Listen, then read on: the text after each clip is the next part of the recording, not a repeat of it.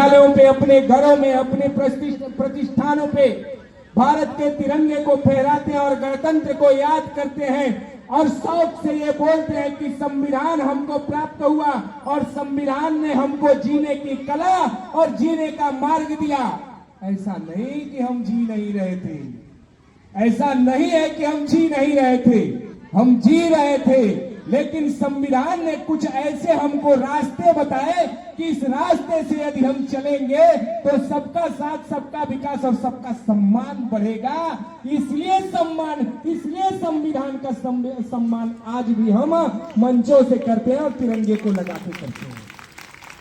संविधान लिखने वालों के मन में दोष नहीं था, संविधान लिखने वाले के मन में दोष नहीं था, संविधान को मानने वाले लोगों के मन में भी दोष नहीं है, लेकिन संविधान के साथ राजनीति करने वालों ने, लोगों ने जिस दोष को पैदा किया है उससे अब यह लगने लगा है कि आत्महत्या कर लेनी चाहिए, ये लगने लगा है।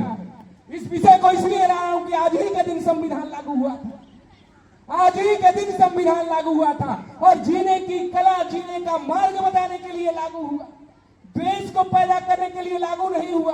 सबको अधिकार है, सबको जीने का अधिकार है, हर कोई, चार वर्ण है अपने यहाँ, चारों को जीने का अधिकार है।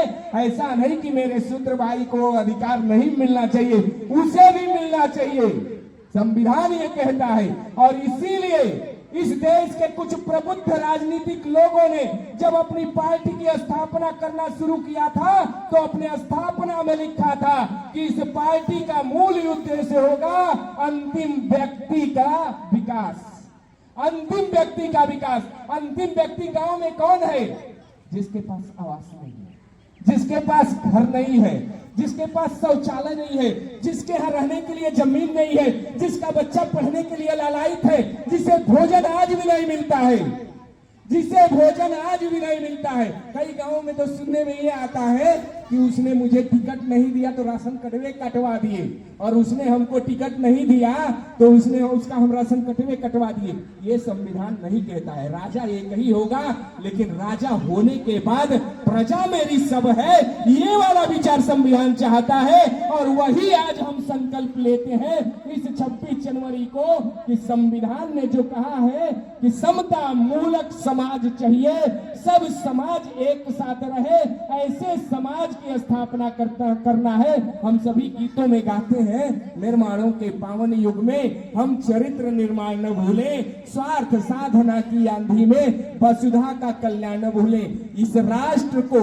यदि स्वार्थ के साथ देखेंगे तो कल्याण नहीं होगा, इस राष्ट्र को साधना के साथ देखेंगे तो इस राष्ट्र का कल्याण होने वाला है।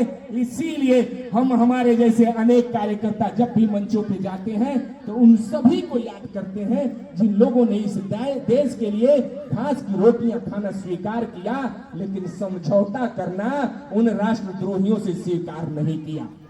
फांसी में चढ़ना स्वीकार किया, लेकिन राष्ट्रद्रोहियों से समझौता करना स्वीकार नहीं किया। दीवालों में चुनना स्वीकार किया, लेकिन राष्ट्रद्रोहियों के सामने झुकना स्वीकार नहीं किया। यही कारण है, और इसी कारण बार बार 15 अगस्त 26 जनवरी को विद्यालयों के माध्यम से, प्रतिष्ठानों के माध्यम से, कहीं लाल किले पे, कहीं प्रदेश के मुख्यालयों पे इस ध्वज को फहरा करके ये शपथ लिया जाता है कि हम रहें या ना रहें, ये देश रहना चाहिए। ये देश कभी जाति से आगे नहीं बढ़ा, ये देश राष्ट्रवादियों से आगे बढ़ा है। तो आइए आज के दिन इस गणतंत्र दिवस पे 77वें गणतंत्र दिवस पे आज संकल्प लेते हैं कि जाति से बड़ा राष्ट्र है। राष्ट्रवादी बनेंगे तो जातियां भी बचेंगी, और जातीय बनेंगे तो राष्ट्र आपका खतरे में पड़ जाएगा। मैं यही बताने आया हूं, मैं तुम्हें जगाने आया हूं। भारत माता की, भारत माता की, भारत माता की। बहुत बहुत धन्यवाद।